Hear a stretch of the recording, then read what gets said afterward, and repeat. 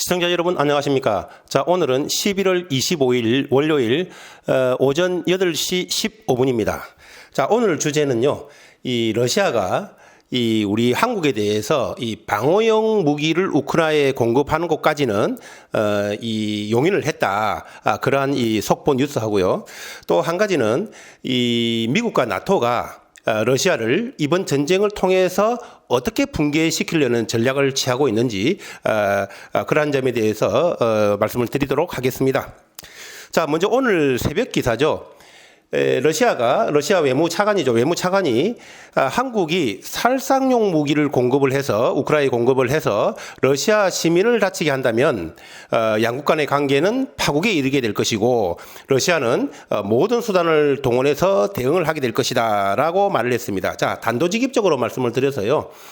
이 무기에는 공격용 무기가 있고 방어용 무기가 있지 않습니까? 특히 윤 대통령도 방어용 무기부터 단계적으로 봐가면서 공급을 하겠다. 최종적으로는 살상용 무기까지 공급을 검토하겠다. 이렇게 얘기를 했기 때문에 방어용과 공격용은 명백히 구분이 있는 겁니다. 근데 이 러시아 차관의 발언은 살상 무기, 즉 공격용 무기를 대한민국이 우크라이나에 공급해서 러시아 시민을 살상한다면이라는 얘기를 했습니다. 그 얘기는 역으로 거꾸로 뒤집어서 해석을 한다면 방어용 무기까지는 허용을 하겠다. 허용이라기보다는 용인을 하겠다. 그러한 뉘앙스를 의미하고 내포하고 있다. 그렇게 보고 있습니다. 왜냐하면요. 어차피 지금 전에도 제가 계속 말씀드렸지만 특사단의 방안은 이미 무기 지원이 결정돼 가지고 오는 거라고 말씀드렸지 않습니까? 특사단과 우리 대한민국의 협의에 따라서 이제 그 무기의 종류와 그 수가 결정이 될 것으로만 이제 결정될 것만 남았기 때문에 러시아 입장에서도 이미 우리 대한민국의 이 최소한 이 방어용 무기 공급은 이제 어쩔 수 없는 피할 수 없는 필연이라고 보고 최소한으로만 그것을 막기 위해서 이러한 발언을 한 것으로 분석을 합니다. 따라서 특사단의 방안 이번 주 정도로 추정이 되고 있는데 이번 주 우크라이나의 특사단이 이 방안을 한다면 그것은 이 한일단조 정말 이번 주 주목해야 되는 종목이다 이런 말씀을 드리고요. 자, 그리고 또 이제 이번 주말에 또 하나 나온 뉴스가 있죠. 젤렌스키가 내년이면 전쟁의 종식을 볼 수도 있을 것이다. 이런 발언이 언론에 지금 많이 보도가 됐죠. 자, 이것을 두고 대부분의 사람들은 젤렌스키가 드디어 휴전에 동의하는 거구나 이렇게 생각을 하실 수도 있는데요. 제가 앞전에 말씀드렸지 않습니까? 이 푸틴이 그 휴전 협상 종전에 대해서 언급을 하는 것은 그것은 우리가 이제 전쟁을 곧 종식시키려고 하니까 새로운 무기를 공급하려는 특히 우리 대한민국을 중심으로 해서 이러한 부분을 차단하고 서방의 강력한 무기 공급 지원을 차단하고 또 한편으로는 그다음에 이 확전에 대한 책임을 자신이 전쟁을 일으켜 놓고도 확전에 대한 책임을 서방 세계에 돌리려는 그러한 의도가 숨겨져 있는 푸틴의 기만 전술이라는 말씀을 드렸는데요. 젤렌스키 역시 마찬가지입니다. 여러분 한번 생각을 해 보십시오. 러시아 같은 경우에는 자기 돈, 자기 무기로 전쟁을 수행하고 있지 않습니까? 자, 그런데도 종전을 언급하고 있는데 젤렌스키 같은 경우는 어떻습니까? 남의 돈을 빌려오고 남의 무기로 자기가 전쟁을 수행하고 있지 않습니까? 자, 그런 사람이 우리는 전쟁을 수행을 계속 할 거야. 그러니까 너희들이 재정적인 지원과 무기 지원을 계속 해놔라. 이런 말을 하는 것은 빌리는 사람이 빌려주는 사람에게 마치 그것을 갖다 강요하는 이런 모양새가 되지 않겠습니까? 자, 그런 것에 대한 어떤 이 기만 전술이다. 이렇게 그렇게 보시면 되고요. 자, 그렇게 보시고 이 젤렌스키의 내년이면 종전을 볼 수도 있을 것이다라는 말을 단순하게 그렇게 그걸 휴전을 의미하는 것이라고 이렇게 생각하실 필요는 없다. 그런 말씀을 드리고요. 자, 이번에 미국과 이 나토가 러시아의 본토를 공격할 수 있는 그러한 그 장거리 미사일에 대해서 사용 승인을 허용을 했지 않습니까? 자, 여기에 대해서 왜 제가 자꾸 이걸 갖다가 휴전이 아니고 미국과 나토가 장기전을 유도하는 것이라고 이렇게 자꾸 분석을 하고 말씀을 드리고 있느냐면요.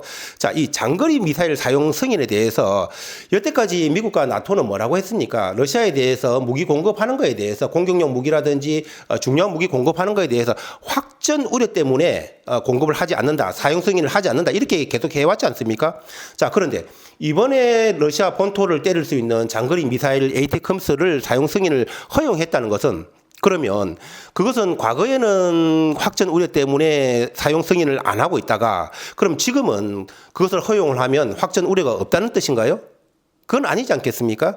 자, 그것은 뭐냐면은 처음부터 미국과 나토는 처음에 그 F-16도 안 된다, 하이마스도 안 된다, 이것도 안 된다, 저것도 안 된다고 계속 했었죠. 그 이유가 바로 이 확전 우려 때문이라는 것 아니었겠습니까? 자, 그러다가 F-16도 하이마스도 또 다른 것들도 하나씩 다 벗겨줬지 않습니까?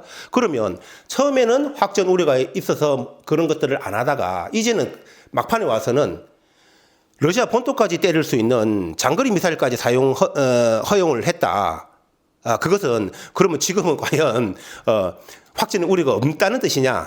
말이 안 맞는 거죠. 그것은 뭐냐면은 처음부터 확전 우려 때문에 그러한 무기들의 공급을 허용하지 않았다는 것을 의미하는 것이 아니라는 것을 의미하는 것입니다.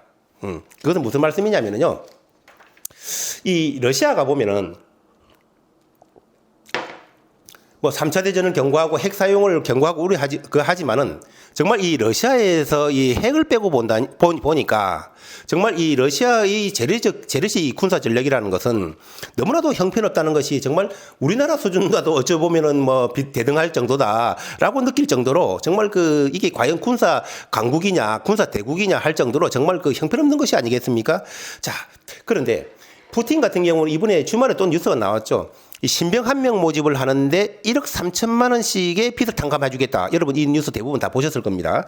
자, 그것은 뭘 말하느냐.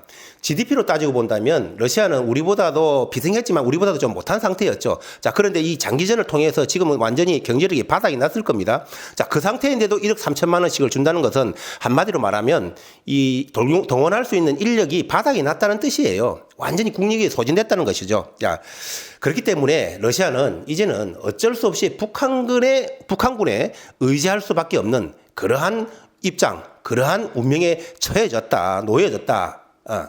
제가 계속 강조드리지만은요, 미국과 나토는 이 휴전을 원하는 것이 아니라 이번 우크라 전쟁의 장기화를 유도를 해서 러시아의 국력을 바닥을 내가지고요, 러시아를 붕괴로 몰고 가거나 아니면 최소한 러시아 국력 소진을 통해서 러시아를 삼류 국가로 전락시키려는 그러한 스탠스 전략을 취하고 있다는 말씀을 저는 계속 드리고 있는 겁니다. 왜냐하면요, 그것은 이 러시아의 붕괴 내지는 러시아의 삼류 국가 몰락은 미국과 나토에는 엄청난 이 군사 안보적인 이익이지 않겠습니까? 미국과 대적할 수 있는 거의 유일한 나라가 러시아 정도로 볼 수가 있는데, 그러는 러시아가 군사적으로 붕괴를 한다면 그것은 미국과 나토에 엄청난 이익이 될 것입니다. 그렇기 때문에 미국과 나토는 이 장기전을 통해서 러시아의 국력을 이런 식으로 바닥을 내버릴 것이다. 그것은 뭐냐면요, 어차피 군사적으로 러시아를 붕괴시킬 수는 없을 겁니다. 그렇죠? 군사적으로 미국과 나토가 공격을 해서 러시아를 붕괴시킬 수는 없을 것입니다. 자, 그리고 처음에 말했던 대로 이런 무기 저런 무기를 공급을 안 했다면은, 처음 약속대로 안 했다면은, 확전 때문에 그랬다면 우크라도 역시 아마 전쟁을 시작한 지 몇 달이 안 돼서 아마 붕괴를 했을 겁니다. 자, 그런데 처음에 안 된다고 하던 그런 확전 우려 때문에 안 된다고 하던 무기들을 하나 둘씩 공급을 하기 시작하면서 전쟁이 지금 벌써 이렇게 장기화되고 있죠. 장기화되고 있고, 자, 그것은 아까 말씀드린 대로 이제는 우크라가 조금 밀리기 시작하니까 이제는 막판에 와서는 장거리 미사일까지 공급을 하고 있다. 자, 그러면 트럼프가 지금 24시간 이내에 종전을 한다고 하는데 그건 어떻게 된 거냐, 뭐 이렇게 말씀을 하시는, 또 생각을 하시는 이 시청자님들도 계시겠지만은요, 이 전쟁이라는 것은 가장 중요한 것이 바로 이 김한 전술입니다. 우리가 간단한 우리 사례를 들어보더라도 우리가 12.12 사태 때 이 전두환 군이 이 한강을 넘으려고 할 때 이 국방부에서 공수부대를 출동을 시켰지 않습니까? 그러니까 전두환이가 뭐라고 했습니까? 우리 한강 안 넘는다. 공수부대 철수시켜라. 그게 바로 이 김한 전술이지 않습니까? 그리고 바로 이 한강 다리를 넘어섰죠. 자, 그런데 이 미국과 같은 경우에는요, 안보에 대해서는 여야가 따로 없습니다. 트럼프와 바이든이 미국의 안보 이익을 위해서 둘이서 어떠한 합의를 했을지 그거는 모르는 것이다. 왜 이런 말이 있지 않습니까? 우리나라 속담에 이 때리는 서방보다 말리는 시어머니가 더 밉다. 말리는 척하면서 실제 의도는 다 부추긴 거는 시어머니인 거죠. 마찬가지입니다. 트럼프도 24시간 이내 이렇게 종전을 주장하고 있지만은 그 속내 의도는 모른다. 왜냐하면은 지금 이 미국이 나가는 방향을 본다면 러시아의 국력을 완전히 소진시키는 방향으로 나가고 있지 않습니까? 말과 다르게 확전을 우려해서 이런 무기 저런 무기를 공급 안 한다는 말과 다르게 다 하고 있다. 그것은 미국이 나토가 합의하에 러시아의 붕괴 내지는 국력의 소모로 러시아를 삼류 국가로 몰고 가려는 그러한 의도가 깔려 있는 것이다. 이렇게 분석을 하고 있습니다. 따라서 이 일희일비하지 말고 이런 경우, 왜냐하면은 이 엄청난 안보 이슈, 세계적인 안보 이슈지 않습니까? 자, 이런 종목에서는 큰 상승이 나올 수가 있다. 자, 그런데 지금 어느 누가 보더라도 한일 단조는 국방 관련주에서는 최고 탑픽 종목이다. 자, 이럴 때는 이런 종목은 일비하지 말고 이런 이슈 중심에 있는 종목은 좀 홀딩을 하면서 여기서 어떤 묵직한 수익을 추구하셔야 된다는 말씀을 드리면서 오늘 방송을 마치도록 하겠습니다. 감사합니다.